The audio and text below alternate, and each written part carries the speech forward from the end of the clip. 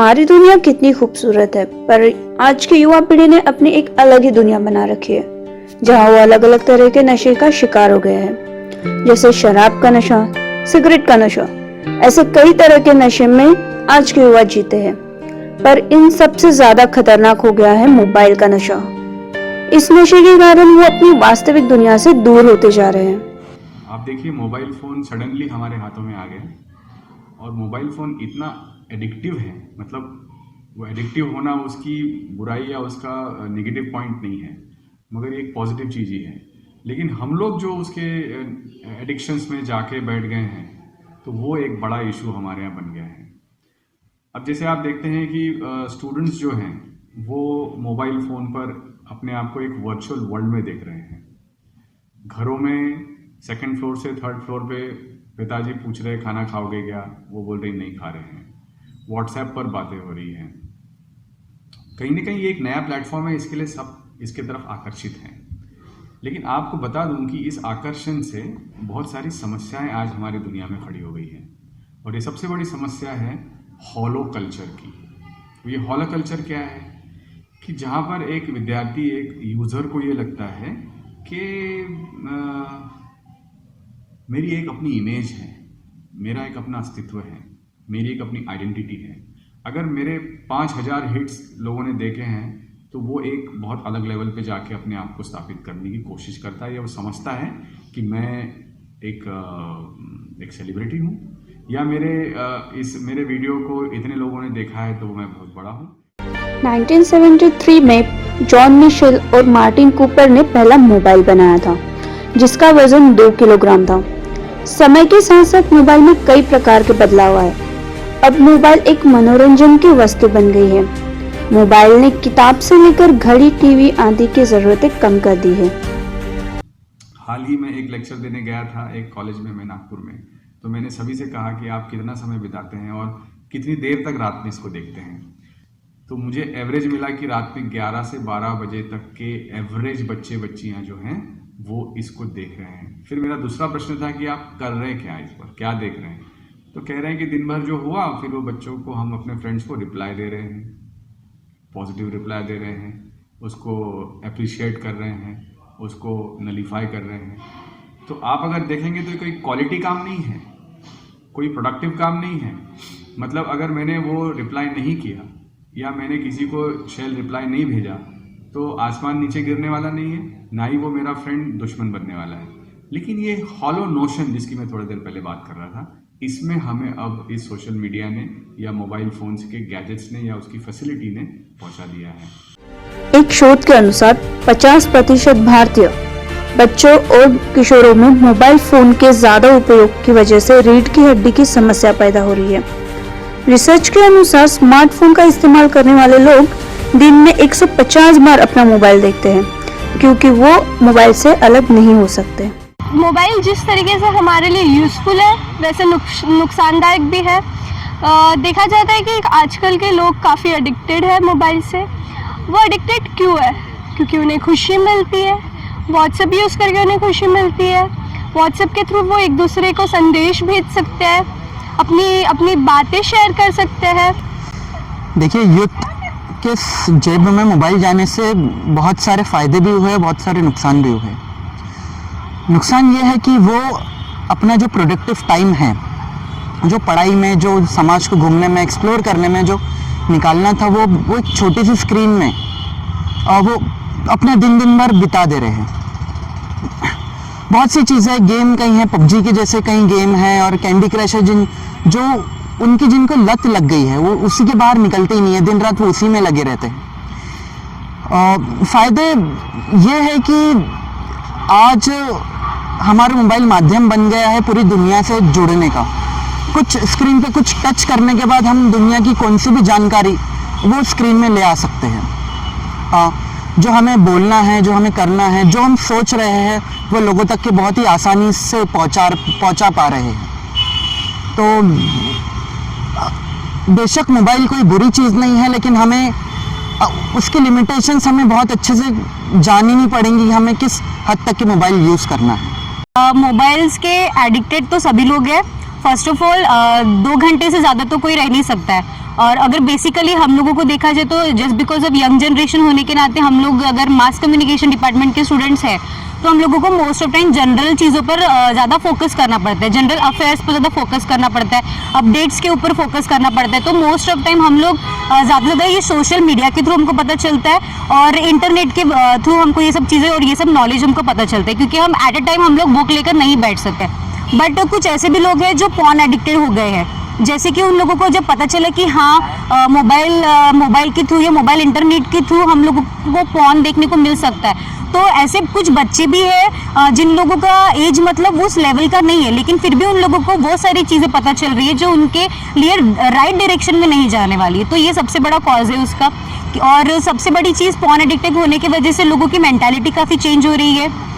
लोग ज़्यादा से ज़्यादा उन्हीं चीज़ों पर और उसी तरह की चीज़ों को अपना कर अपनी जो वाइफ्स है उन लोगों के साथ भी वो लोग वैसा मेंटल टॉर्चर करते हैं, उन लोगों को वैसे पोजीशंस में उन लोगों को वैसे सेक्सुअल प्लेजर के लिए वैसी चीज़ें करने को वो लोग टॉर्चर करते हैं। ये सबसे बड़ा कॉज है। सेकेंड थिंग, इतना एडिक्शन हो गया है सोशल मीडिया का कि हम लोगों को हमेशा ना पिक्चर में परफेक्ट दिखना होता है, just because of showing some people कि हम लोग कितने सुंदर दिख सकते हैं, हम लोग कितने अच्छे दिख सकते हैं। इसकी वजह से इतना मेंटली टॉर्चर हो गया है एक इंसान भी अगर ले ले हम लोग कि उन लोगों को हमेशा परफेक्ट दिखना है, दूसरे लोगों को सामने ये दिखाने के लिए कि वो परफेक्ट है। सो ये मेंटालिटी बन गई है कि हमको दिखावा बहुत करना है। एक रिसर्च के दौरान पाया गया कि कुछ लोग मोबाइल एडिक्शन का इस तरह से शिकार हो गए हैं कि उनको उनके मोबाइल के रिंगटोन के बजने का भ्रम होता है। एडिक्शन या व्यसन किसी भी प्रकार का हो वो लॉन्ग रन में हानिकारक ही साबित होता है। और इसकी वजह यह है, जब हम एडिक्शन या व्यसन कहते हैं इसका मतलब है कि हम उस चीज़ या उस आदत के बिना परिपूर्ण अपने आप को महसूस नहीं करते।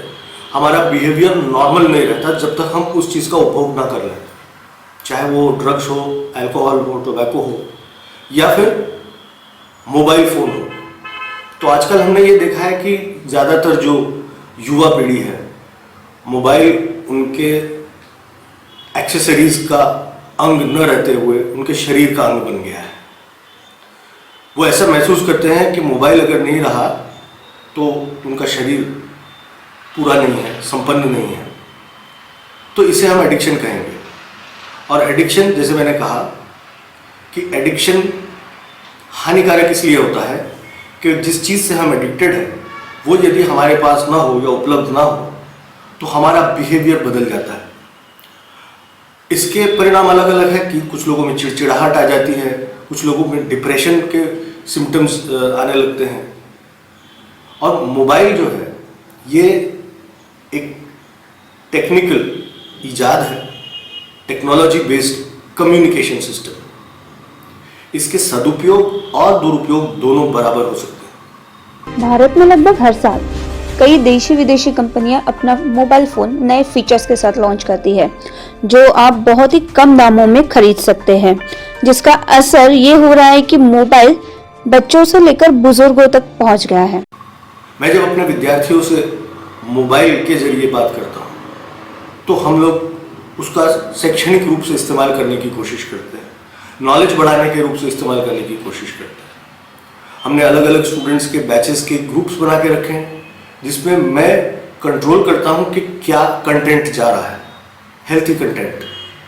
उसमें उनको व्यवसाय के बारे में जानकारी, नौकरियों के बारे में जानकारी, कोई बाहर नए स्किल डेवलपमेंट या नॉलेज के प्रोग्राम्स हो रहे हैं, सेमिनार्स हो रहे हैं, एकेडमिक एक्टिविटीज़ हो रही है, उसके बारे में जानकारी प्रोवाइड करते हैं। इसके अलावा पढ़ने के लिए कुछ न्यूज़पेपर्स में, मैगजीन्स में, वेबसाइट्स पे जो जानकारी अच्छी है, उपयुक्त है, जो उनके करियर में और उनके कोर्स में काम की है, ऐसी जानकारी भी हम उनके साथ व्हाट्सएप पे या फेसबुक पे शेयर करते हैं, जिसकी वजह से वही यंत्र जिसको हम कहते हैं कि वो एडिक्टेड है उसका वो एक अच्छे तरह से हेल्थी तरीके से इस्तेमाल कर सकते हैं। मगर अगर आप ये कहें कि हम 24 में से 23 घंटे या 22 घंटे उसी यंत्र के आधार पर, उसी यंत्र के सहारे हमारी दिनचर्या बिताएंगे तो यहाँ प्रॉब्लम है। मोबाइल के लिए किसी ने कहा था कि कर लो दुनिया मुट्ठी में, पर आज ऐसा हो गया है कि हमें मोबाइल ने अपनी मुट्ठी में कर रखा है। We are talking about mobile addiction means अगर हिंदी में कहा जाए तो मोबाइल ज़्यादा यूज़ करने के जो दुष्परिणाम है, we have seen today and nowadays that mobile addiction is spreading extremely in our country. It is spreading in urban area as well as rural area. So as a doctor I can say that कि अभी दिन ब दिन mobile का addiction बढ़ते जा रहा है। बच्चों से लेके बूढ़ों तक हर जगह आपको लोग मोबाइल से खेलते हुए या मोबाइल से बात करते हुए देखे जाएंगे। पहले की तरह या 10-15 साल पहले जब हम लोग बच्चे थे तब हमारा ज़्यादातर समय जो व्यतीत होता था वो ग्राउंड पे या क्रिकेट या कोई भी ऐसी चीज़ें ऐसे जगहों पे ज़्यादातर व्यतीत होता था। बट राइट नाउ अभी बच्चों का जो विकास है ये बौद्धिक खेलों की तरफ कम होते जा रहा है और mentally they are involving more in mental status. Mobile का ज़्यादातर यूज़ होने की वजह से प्रॉब्लम्स हो रही है वो है इंसोम्निया। इंसोम्निया मीन्स निद्रानाश, यानी जो एक निसर्ग नियम के अनुसार हमें रात को सोना चाहिए और दिन भर काम करते रहना चाहिए, लेकिन अभी ऐसा हो रहा है कि आज की जो पीढ़ी है वो दिन भर सोती रहती है और रात में ज़्यादातर मोबाइल से चैट करते हुए देखी जाती है। तो उस वजह से जो निसर्ग का जो ये रहता है नेचुरल जो स्लीप रहती है, नींद जो रहती है वो पूरी नहीं होती है। दूसरी वजह है lack of concentration. Lack of concentration means एकाग्रता का अभाव, जो दिन ब दिन बच्चों में पढ़ाई में या हर जगह में नज़र आ रहा है।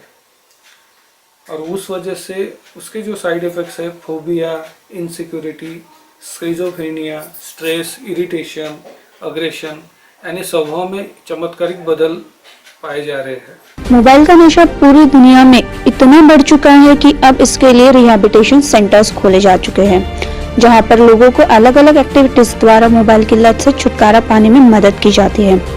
चीन, अमेरिका आदि जैसे देशों में मोबाइल नशा मुक्ति केंद्र बनाए गए हैं। दुनिया में कई जगहों पर नो मोबाइल जोन और नो सेल्फी जोन भी बनाए गए हैं। बहुत सारी समस्याएं इस समय विश्व में और भारतवर्ष में इन पर्टिकुलर चल रही है, जिस पर अब एकदम से कोई उपाय नहीं है। उपाय यही है कि आप इसको सोच समझकर इस्तेमाल करें, जब ज़रूरत हो तभी इस्तेमाल करें और अपना कीमती समय इस पर ज़्यादा व्यतीत न करें। आप ज़्यादा प्रोडक्टिव बने, जिसकी वजह से आपका वैल्यू इस समय में होगा, ना कि इस गैजेट को अपनी कमजोरी बनाएं, इसको अपनी मजबूती का साधन बनाएं। फ़ोन सबका पसंदीदा गैजेट बन गया है, लेकिन इससे अलग भी दुनिया है। फ़ोन पर निर्भर रहना हमारे स्वास्थ्य और अस्तित्व दोनों के लिए खतरनाक साबित हो रहा है। इसलिए मोबाइल फ़ोन का इस्तेमाल सिर्फ ज़रूरत के हिसाब से ही करें, ना कि उसकी लत बनाएं।